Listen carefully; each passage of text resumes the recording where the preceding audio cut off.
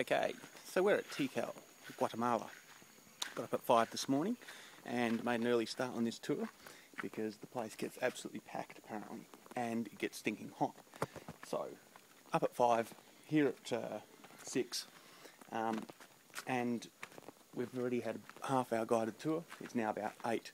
Apparently there's a celebration kicking off at the other side of the ruins because there's a massive national day of celebration, and they're going to be doing all sorts of cultural and religious ceremonies around here.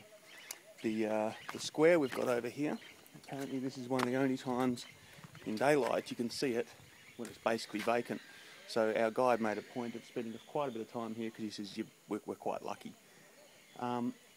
In about probably an hour or two, this entire piece of grass will be covered with thousands of people burning incense and praying and doing all sorts of crazy business. So we're just kicking around now, enjoying it in its serenity and taking a few photos and chilling out. I must mention that the steps are very steep. The other temple we went to at Chichen Itza in Mexico, they actually closed the temple down because the lady tumbled, and obviously they're so steep she didn't stop tumbling and fell to her death. So everywhere we go we're looking out for those dangers, but we're also lucky that they haven't actually closed this one off yet. But I guess it's only one accident away.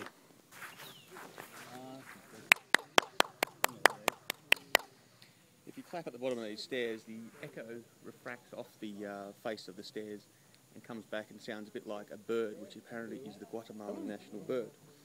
Now the Mayans used to go to the top of this building and they would cut themselves and bleed profusely into a bowl. They'd then heat that bowl up, put some herbs in there, put some strange funguses in there, and this would become a broth which would cause them to hallucinate, basically. When they'd come to the bottom of the stairs, they'd clap. They'd not only hear the bird, but they would, in fact, actually see this mystical creature.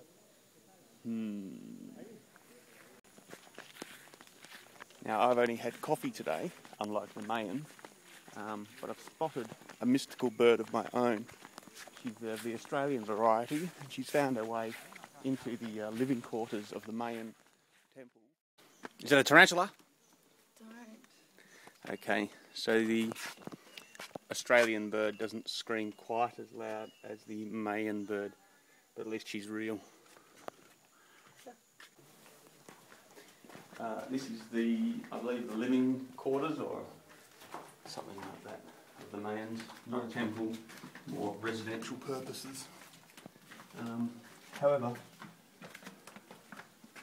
not a bad balcony view they got.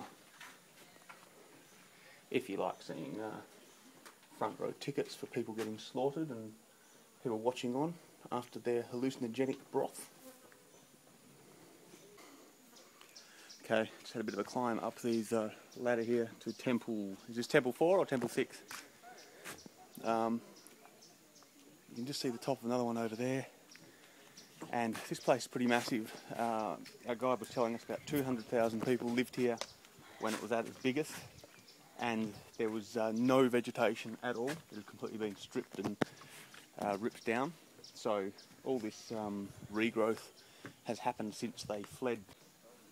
Gemma's finding the staircase a little bit challenging.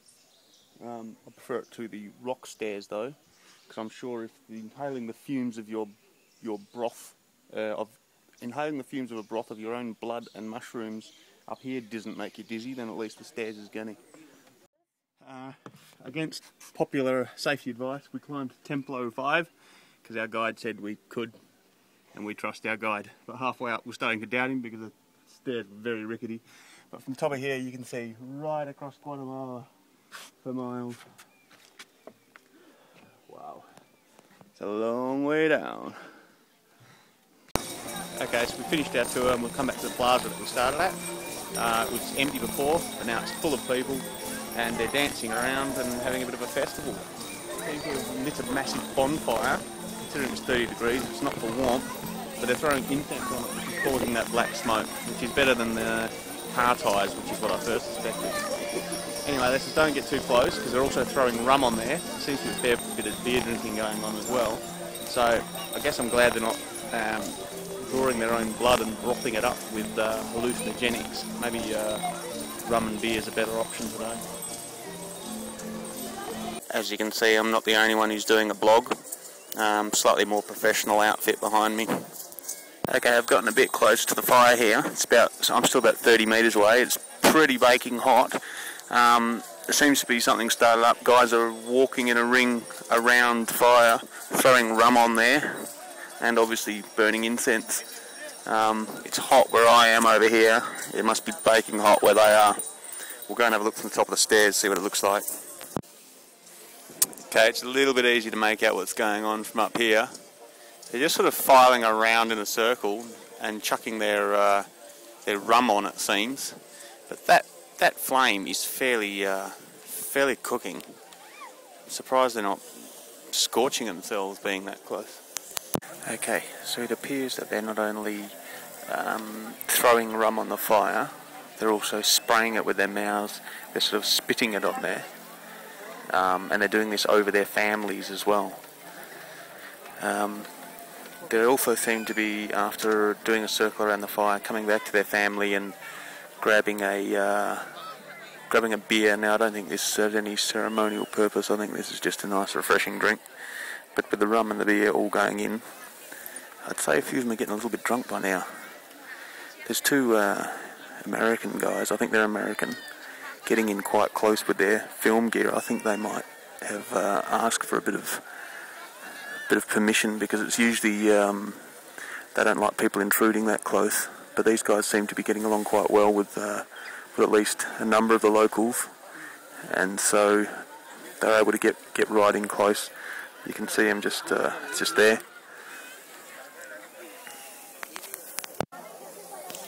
I hope I don't come across overly ignorant about all this with my comments and slightly humorous comments, but we only found out about this last night, and it was only this morning that we discovered it was going to be something like this. We thought it was a national day of celebration because of Christopher Columbus arriving, but it seems more like a religious ceremony at this point, so we're a little bit ignorant about what it all actually means.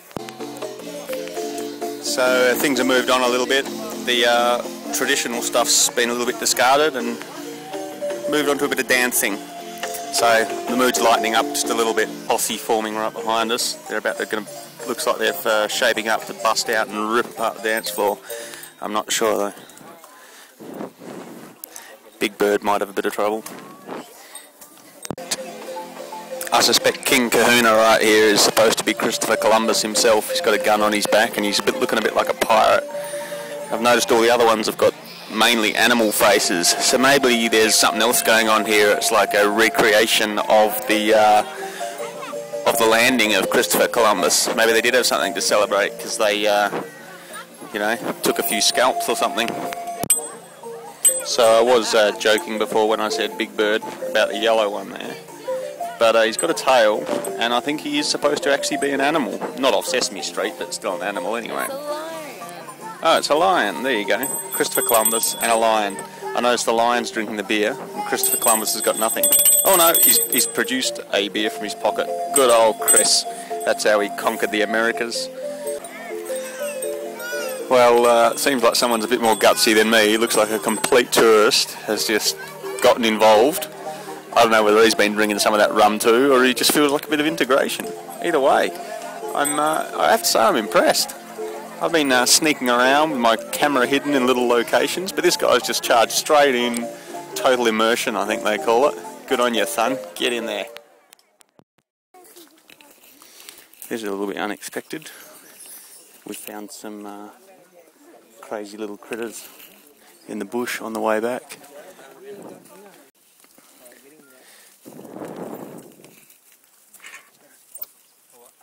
They're pretty cute, but apparently you don't want them to bite you, because if they latch onto your finger, you're going to really know about it. What funny looking dude. Check out his long nose. So that was great to stumble on a cultural experience like that. I mean, we're known Nat Geo adventure explorers. We're not in the Amazon discovering tribes that have never had contact and all that kind of bollocks, but you know, to come across something authentic like that and wander around and just be a part of it. It's pretty cool, I have to say, especially if it's a surprise. We didn't know it was happening.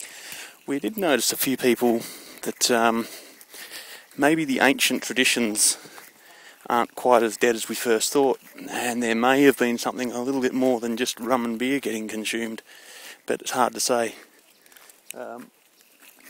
The attempted conversation a chap just had with me back there was would indicate that maybe there are sort of some mystical things still going on.